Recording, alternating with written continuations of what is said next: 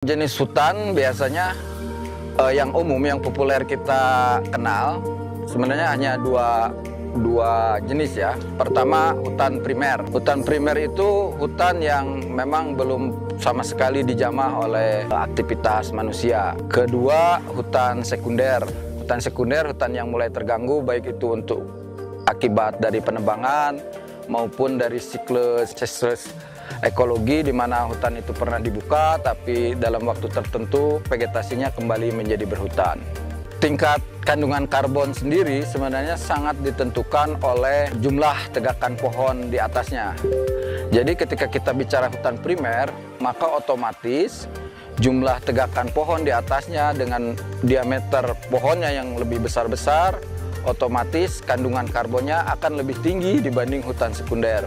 Apalagi dibanding dengan bentang lahan yang vegetasinya di luar tutupan hutan tentu akan sangat sedikit. Dalam perhitungan karbon, untuk skala bentang lahan itu ada 6 komponen karbon yang bisa kita ukur.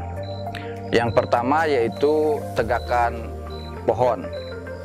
Kemudian yang kedua, komponen karbon yang bisa diukur adalah nekromasa. Nekromasa ini adalah kayu-kayu lapuk atau kayu-kayu yang sudah tidak lagi tumbuh ya, biasanya bentuk dahan atau kayu yang roboh. Kemudian yang ketiga itu istilahnya understory atau tumbuhan bawah. Tumbuhan bawah itu tumbuhan yang di atas, yang di bawah kurang dari 5 cm tadi. Jadi yang keempat, serasah. Serasah ini berupa daun atau ranting yang sudah berjatuhan dan sebagian memang sudah melapuk. Berikutnya ada akar. Akar juga kita bisa hitung karbon stoknya, dan yang terakhir ada tanah. Metode pengukuran karbon itu ada 2 macam. Yang pertama memang yang melakukan pendekatan dengan istilahnya persamaan alometrik, artinya mengukur dengan rumus-rumus matematik, dan itu hasil kajian para peneliti sebelumnya. Jadi intinya kita akan mengukur biomasa atau berat dari jenis yang kita ukur.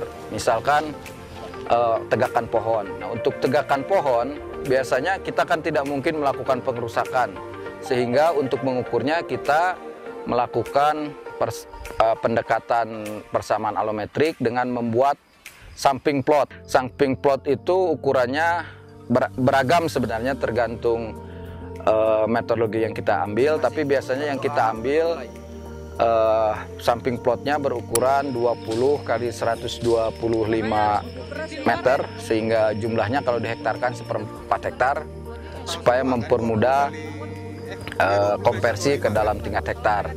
Analisis atau pengujian dari reviewer dan auditor, nanti itu kita akan mendapat sertifikat sehingga tahu jumlah kandangan karbon di suatu daerah itu berapa.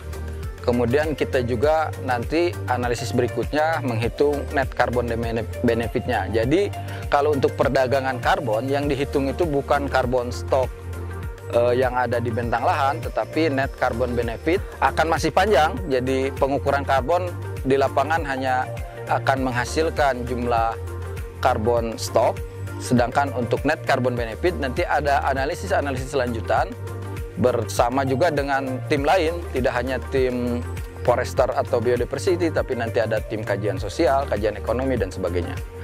Akan dikonversi seperti itu.